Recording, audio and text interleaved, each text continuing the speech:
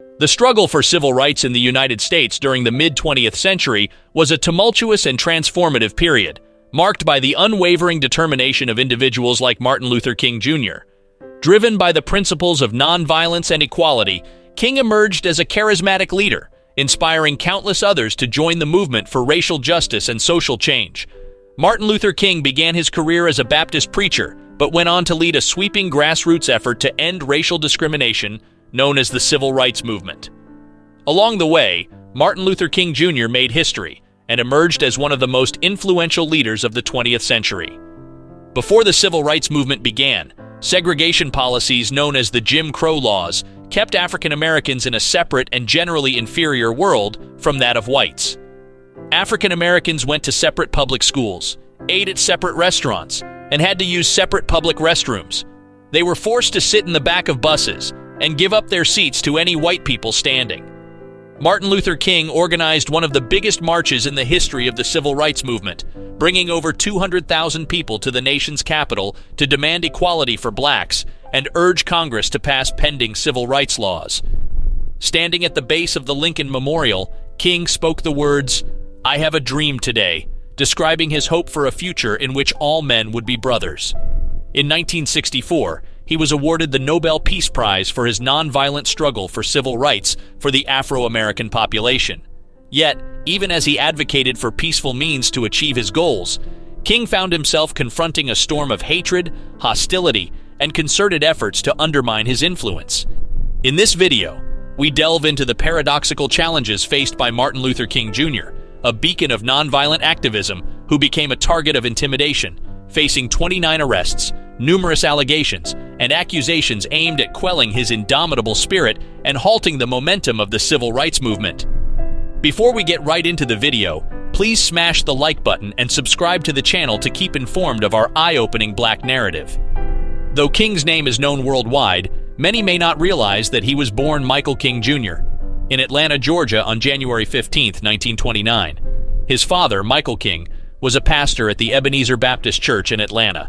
During a trip to Germany, King's father was so impressed by the history of Protestant Reformation leader Martin Luther that he changed not only his own name, but also 5-year-old Michael's. King's brilliance was noted early, as he was accepted into Morehouse College, a historically black school in Atlanta, at age 15. By the summer before his last year of college, King knew he was destined to continue the family profession of pastoral work and decided to enter the ministry. He received his bachelor's degree from Morehouse at age 19, and then enrolled in Crozer Theological Seminary in Chester, Pennsylvania, graduating with a Bachelor of Divinity degree in 1951. He earned a doctorate in systematic theology from Boston University in 1955. In 1954, when he was 25 years old, King became pastor of the Dexter Avenue Baptist Church in Montgomery, Alabama. In March 1955, Claudette Colvin, a 15-year-old black schoolgirl in Montgomery, refused to give up her bus seat to a white man, which was a violation of Jim Crow laws, local laws in the southern United States that enforced racial segregation. King was on the committee from the Birmingham African American community that looked into the case. Nixon and Clifford Durr decided to wait for a better case to pursue because the incident involved a minor. This would mark the beginning of King's involvement in the civil rights movement. 9 months later, on December 1, 1955, a similar incident occurred when Rosa Parks was arrested for refusing to give up her seat on a city bus. The two incidents led to the Montgomery bus boycott, which was urged and planned by Nixon and led by King. King was in his 20s and had just taken up his clerical role. The other ministers asked him to take a leadership role simply because his relative newness to community leadership made it easier for him to speak out. King was hesitant about taking the role, but decided to do so if no one else wanted it. The boycott lasted for 385 days, and the situation became so tense that King's house was bombed. King was arrested for traveling 30 miles per hour in a 25 miles per hour zone and jailed during this campaign, which overnight drew the attention of national media and greatly increased King's public stature. The controversy ended when the United States District Court issued a ruling in Browder v. Gale that prohibited racial segregation on all Montgomery public buses. Blacks resumed riding the buses again and were able to sit in the front with full legal authorization. King's role in the bus boycott transformed him into a national figure and the best-known spokesman of the civil rights movement. However, King's growing popularity became a problem for the U.S. government, and they looked for ways to bring an end to the civil rights leader. From December 1963 until his death in 1968, Martin Luther King Jr. was the target of an intensive campaign by the Federal Bureau of Investigation to neutralize him as an effective civil rights leader. The Federal Bureau of Investigation, or FBI, under the leadership of J. Edgar Hoover, was one of the most prominent government entities that attempted to obstruct King's efforts. Hoover viewed King as a potential threat to the status quo and initiated a covert surveillance campaign against him. The FBI wiretapped King's conversations, collected personal information, and sought to expose alleged improprieties in his personal life. This campaign aimed to discredit King and erode public support for his cause by attempting to portray him as morally compromised. In the fall of 1963, the FBI received authorization from Attorney General Robert F. Kennedy to proceed with wiretapping of King's phone lines, purportedly due to his association with Stanley Levison, a New York lawyer who had been involved with Communist Party USA. Although Robert Kennedy only gave written approval for limited wiretapping of King's telephone lines on a trial basis for a month or so, Hoover extended the clearance so his men were unshackled to look for evidence in any areas of King's life they deemed worthy. The Bureau placed wiretaps on the home and office phone lines of both Levison and King, and bugged King's rooms in hotels as he traveled across the country. In 1967, Hoover listed the Southern Christian Leadership Conference, SCLC, which King served as the first president, as a black nationalist hate group, with the instructions: no opportunity should be missed to exploit through counterintelligence techniques the organizational and personal conflicts of the leaderships of the groups to ensure the targeted group is disrupted, ridiculed, or discredited. Additionally, the FBI's counterintelligence program targeted civil rights activists, including King and his associates, with a series of disruptive and discrediting actions. The program aimed to create divisions within the movement, spread false information, and incite conflicts among its members. By sowing mistrust and discord, the FBI sought to weaken the collective efforts towards racial equality and justice. The CIA files declassified in 2017 revealed that the agency was investigating possible links between King and communism after a Washington Post article dated November 4, 1964, claimed he was invited to the Soviet Union, and that Ralph Abernathy, as spokesman for King, refused to comment on the source of the invitation. Mail belonging to King and other civil rights activists was intercepted by the CIA program H-Lingual. The FBI, having concluded that King was dangerous due to communist infiltration, began attempting to discredit King through revelations regarding his private life. FBI surveillance of King, some of it since made public, attempted to demonstrate that he also had numerous extramarital affairs which would be considered scandalous for a cleric. Lyndon B. Johnson, who was the 36th President of the United States, once said that King was a hypocritical preacher. In his 1989 autobiography, And the Walls Came Tumbling Down, Ralph Abernathy stated that King had a weakness for women, although they all understood and believed in the biblical prohibition against sex outside of marriage. It was just that he had a particularly difficult time with that temptation. In a later interview, Abernathy said that he only wrote the term womanizing, that he did not specifically say King had extramarital sex, and that the infidelities King had were emotional rather than sexual. In his 1986 book Bearing the Cross, David Garrow wrote about a number of extramarital affairs, including one woman King saw almost daily. According to Garrow, that relationship increasingly became the emotional centerpiece of King's life, but it did not eliminate the incidental couplings of King's travels. He alleged that King explained his extramarital affairs as a form of anxiety reduction. The FBI distributed reports regarding such affairs to the executive branch, friendly reporters, potential coalition partners, and funding sources of the SCLC and King's family. The Bureau also sent anonymous letters to King, threatening to reveal information if he did not cease his civil rights work. The letter was accompanied by a tape recording, excerpted from FBI wiretaps, of several of King's extramarital liaisons. King interpreted this package as an attempt to drive him to suicide, although William Sullivan, head of the Domestic Intelligence Division at the time, argued that it may have only been intended to convince Dr. King to resign from the SCLC. King refused to give in to the FBI's threats, providing stubborn. King's commitment to nonviolent civil disobedience often led to his arrest, and many of these arrests were marked by questionable charges and trumped-up allegations. These arrests not only underscore the challenges he faced in his pursuit of racial equality, but also reveal the extent to which authorities sought to undermine his influence and suppress the civil rights movement. One notable instance of an unjust arrest occurred in 1956 in Montgomery, Alabama, during the Montgomery bus boycott. King was arrested and charged with conspiring to interfere with the operation of buses, a charge that many considered to be baseless. The boycott was a response to the arrest of Rosa Parks for refusing to give up her bus seat to a white passenger, and King's arrest was a clear attempt to quash the burgeoning movement against segregated public transportation. Despite the flimsy charges, King's resolve remained unbroken, and the boycott ultimately led to a Supreme Court ruling that declared segregation on buses unconstitutional. In 1960, King was arrested in Atlanta, Georgia, for participating in a sit-in at a local department store. The charges brought against him and other activists were disorderly conduct and trespassing. These charges were widely criticized as attempts to stifle the growing sit-in movement, which aimed to challenge racially discriminatory practices at public establishments. King's arrest garnered national attention and highlighted the broader struggle against segregation. During the Birmingham campaign in 1963, King and other activists were arrested for violating a court injunction that prohibited protests. King's arrest was accompanied by a parade of charges, including demonstrating without a permit and parading without a permit. These charges were emblematic of the authorities' attempts to find any reason to curtail the demonstrations that were drawing widespread attention to the injustices of segregation in Birmingham. King's letter from Birmingham jail, written during this time, eloquently addressed the necessity of civil disobedience in the face of unjust laws. In St. Augustine, Florida, in 1964, King was arrested on charges of trespassing and resisting arrest during a peaceful protest against racial segregation at a segregated motel.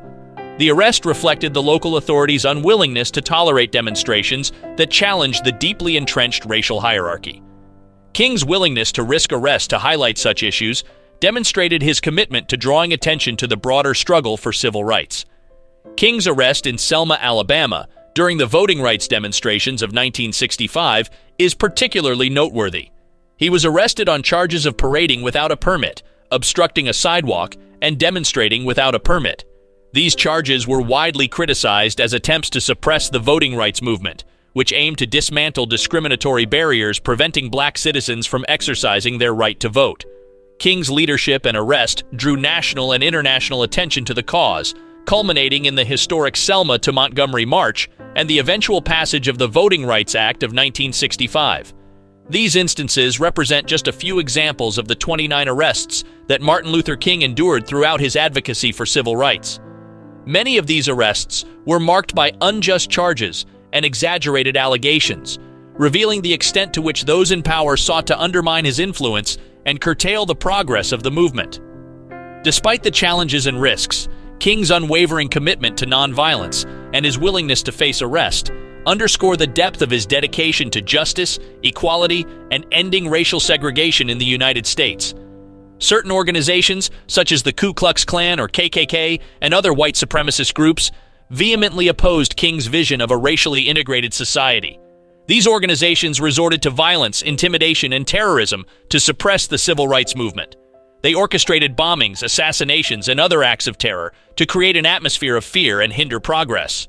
While not directly associated with the government, these groups often operated with a degree of impunity, as some law enforcement officials sympathized with their ideologies. In local communities, law enforcement agencies sometimes used excessive force and discriminatory practices to quell civil rights protests and demonstrations. These actions were often designed to suppress dissent and maintain the existing racial hierarchy. Police brutality and racially motivated violence were used as tools to discourage activists from continuing their peaceful protests. Furthermore, there were elements within the political establishment and business community that resisted King's efforts to end racial segregation. Some politicians and business leaders were concerned that desegregation could disrupt the economic and social order. They exerted pressure on government officials and used their influence to resist legislative changes and delay the implementation of civil rights policies. Despite these challenges, Martin Luther King persisted in his pursuit of justice, equality, and nonviolent change. His leadership and unwavering commitment to peaceful protest and civil disobedience inspired a nationwide movement that eventually led to significant legal and societal changes. The obstacles he faced from the government and various organizations only underscore the magnitude of his impact and the enduring legacy of his struggle for racial equality in America. Since Martin Luther King Jr. could not be stopped, he would be assassinated. The assassination of King on April 4, 1968, was a tragic and pivotal event in American history that deeply impacted the civil rights movement and the nation as a whole. The assassination took place at the Lorraine Motel in Memphis, Tennessee, where King had been staying while supporting a strike by African-American sanitation workers. In the days leading up to his assassination, King had been advocating for better working conditions and fair wages for the striking workers. On the evening of April 3rd, King delivered his famous "I've Been to the Mountaintop" speech at the Mason Temple in Memphis. In his speech, he spoke about his commitment to nonviolence and the struggle for racial equality. Tragically, this would be his final public address.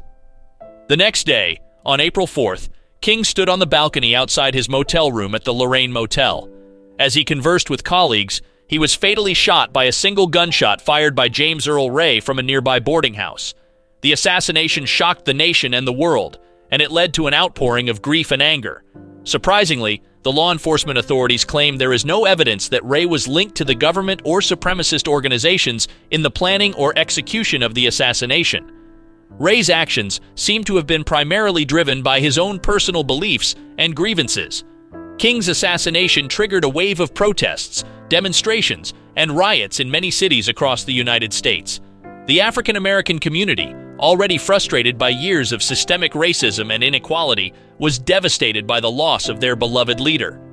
Many cities experienced unrest and violence as people expressed their anger at the injustice of King's murder and the ongoing struggle for civil rights. One of the most significant and widespread instances of unrest occurred in cities like Chicago, Washington, D.C., and Baltimore. Rioters clashed with law enforcement, and numerous buildings were set ablaze. The violence and destruction highlighted the deep-seated anger and frustration that had been simmering beneath the surface. In response to the riots and the calls for justice, President Lyndon B. Johnson declared a national day of mourning and sent federal troops to some of the affected cities to restore order. The aftermath of King's assassination prompted renewed discussions and efforts around civil rights legislation, and it contributed to the passage of the Fair Housing Act in 1968, which aimed to address housing discrimination. In death, Martin Luther King has become a national icon in the history of American liberalism and American progressivism. His main legacy was to secure progress on civil rights in the U.S. Just days after King's assassination, Congress passed the Civil Rights Act of 1968. Commonly known as the Fair Housing Act, this prohibited discrimination in housing and housing-related transactions on the basis of race, religion, or national origin. It would be later expanded to include sex, familial status, and disability. This legislation was seen as a tribute to King's struggle in his final years to combat residential discrimination in the U.S. The day following King's assassination, schoolteacher Jane Elliott conducted her first Blue Eyes and Brown Eyes exercise with her class of elementary school students in Riceville, Iowa. Her purpose was to help them understand King's death as it related to racism, something they little understood as they lived in a predominantly white community. King's wife, Coretta Scott King, followed in her husband's footsteps and was active in matters of social justice and civil rights until her death in 2006. The same year that Martin Luther King was assassinated, she established the King Center in Atlanta, Georgia, dedicated to preserving his legacy and the work of championing nonviolent conflict resolution and tolerance worldwide. King's legacy goes beyond the United States of America. It includes influences on the Black consciousness movement and civil rights movement in South Africa. King's work was cited by and served as an inspiration for South African leader Albert Lutuli, who fought for racial justice in his country during apartheid and was later awarded the Nobel Peace Prize. King also influenced Irish politician and activist John Hume. Hume, the former leader of the Social Democratic and Labour Party, cited King's legacy as quintessential to the Northern Ireland civil rights movement and the signing of the Good Friday Agreement, calling him one of my great heroes of the century. Beginning in 1971, cities such as St. Louis, Missouri, and states established annual holidays to honor King. On November 2, 1983, President Ronald Reagan signed a bill creating a federal holiday to honor King. Observed for the first time on January 20th, 1986, it is called Martin Luther King Jr. Day. Following President George H.W. Bush's 1992 proclamation, the holiday is observed on the third Monday of January each year, near the time of King's birthday. On January 17, 2000, for the first time, Martin Luther King Jr. Day was officially observed in all 50 U.S. states. The life and legacy of Martin Luther King Jr. stand as a poignant reminder of the immense challenges and unwavering dedication that characterized the civil rights movement. Despite his steadfast commitment to nonviolence and the pursuit of justice, King found himself ensnared in a web of intimidation, hate, and unfounded accusations. Tragically, King's life was cut short by an act of violence driven by racial animus. However, his assassination did not extinguish the fire he ignited in the hearts of millions. His legacy lives on through the legal and social reforms that were catalyzed by his activism, as well as the ongoing struggles for equality and justice that persist today. As always, don't forget to like the video, subscribe to our channel, and share our videos to let more people know the truth about blacks and to hear their own part of the narratives. Thanks for watching.